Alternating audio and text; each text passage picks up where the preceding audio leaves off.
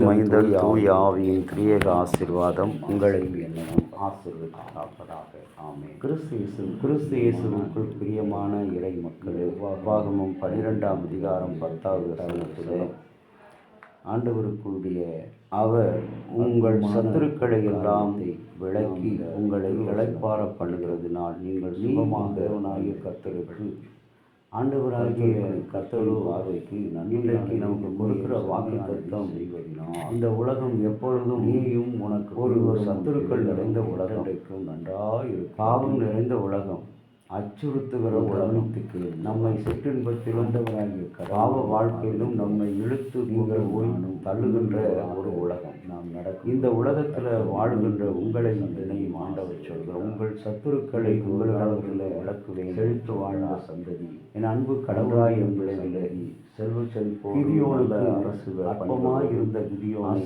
ஆண்டவர் அநேக செய்தார். ஒரு பலமுள்ள மனிதனாக மாறினார்.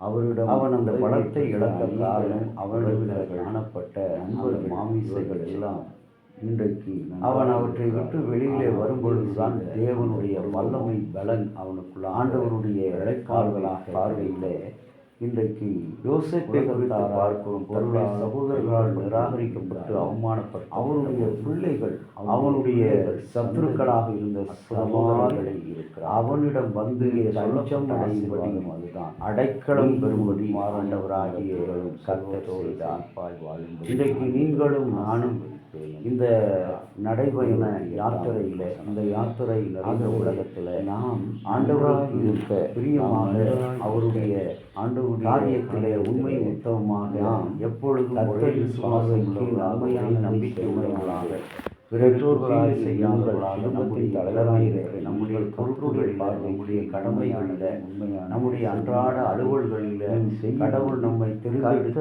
அனைத்தையும் மடங்கு நீங்களும் நானும் உண்மையாய் இருக்கும் பொழுது பிள்ளைகள் ஆண்டவர் நம்மைப்பார். சத்துருக்களை எல்லா சத்துருக்களை நமக்கு விளக்கி உன்னுடைய உறவுகள் வளர்ந்து நடத்துகிறவராக இருக்கும். உச்சிதமான கோதைக்கு மைத்தகுமாரன் சத்துருக்களோடு வாழ்ந்தான். அவனுக்கு சத்துருதான் பணம் என்பது அவனுக்கு புகழாக இருந்தது, பொறுமையாக தெரியாது. ஆனால் அதுவே அவன் சிறிய சத்துருவாக மாறி அவனை எல்லாராலும் கைவிடக் கொண்ட ஒரு மனிதனாக பன்றிகள் தின்னும் தவிட்டை திங்க கத்தருக்குள் துரியமான அவல நிலைகளை நடக்கவில்லை. இன்றைக்கு நீங்களும் நான்கு ஒரு அறியாமல் அடிப்பட்ட கடவுளுக்கு இருக்கிறோம். பிரியமான சத்துருக்களுக்கு ஓடு நாம் கைகோர்த்து கொண்டு இருக்கிறோம். சத்துருக்களோடு நாம் இணைந்து கொண்டிருக்கிறோம். சத்துருக்களோடு மகிழ்ந்து கொண்டிருக்கிறோம். சவிந்தப்படி ஆண்டவர் சொல்கிறார், இந்த உன்னை உபாயமற்று மனிதன் உன்னுடைய சத்துருக்களை விளக்கி நீ சுகமாய் வாழ கர்த்தருடைய பார்வைக்கு உண்மையான அன்பான கடவுளுடைய பிள்ளையே ஆண்டவராகிய கடவுளிடத்தில் நீயும் ஒரு மனிதன் சொல்கின்ற அற்புதமான காரியம். முனிவர் ஒருவர் இருந்தார்.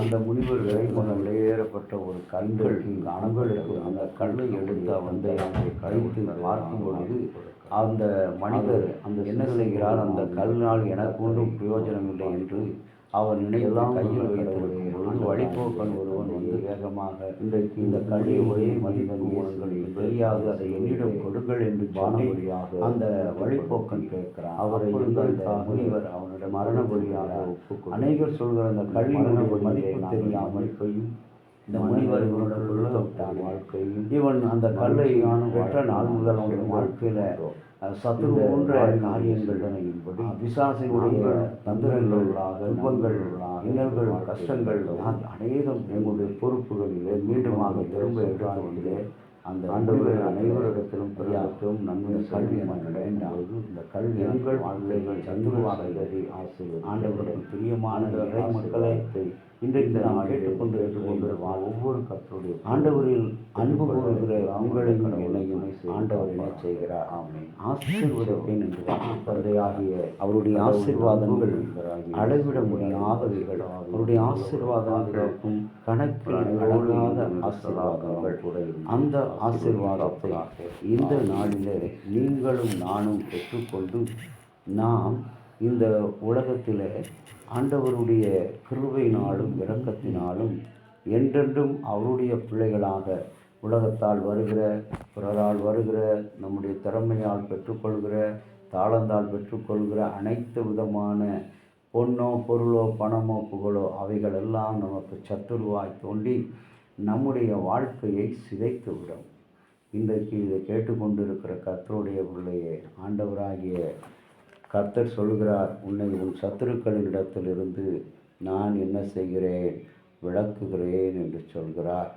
அவருடைய நாமம் ஓங்கியதாக இருக்கிறது என்று சொல்கிறார். ஆகவே இன்றைக்கு ஆண்டவருக்குள்ளாக நம்மை ஒப்பு கொடுக்கும் பொழுது ஆண்டவற்றும் தேவனாகிய 11ஆம் வசனத்தில் சொல்கிற வண்ணமாக அவன் தேவனாகிய கர்த்தர் நம்முடைய நாமம் விளங்கும்படி தெரிந்து கொண்ட ஒரு இடம் உண்டாயிருக்கும். நமக்கென்று ஒரு இடத்தை கடவுள் தெரிந்து கொண்டிருக்கிறார். அதுதான் கர்த்தருடைய இடம், அதுதான் கன்மலையின் இடம், அதுதான் ஜீவ நீரூற்றின் இடம், ஊற்று தண்ணீர் சுரக்கின்ற இடம், உன் வாழ்வையும் என் வாழ்வையும் ஆசீர்வதிக்கிற பெருகச் செய்கிற இடம்.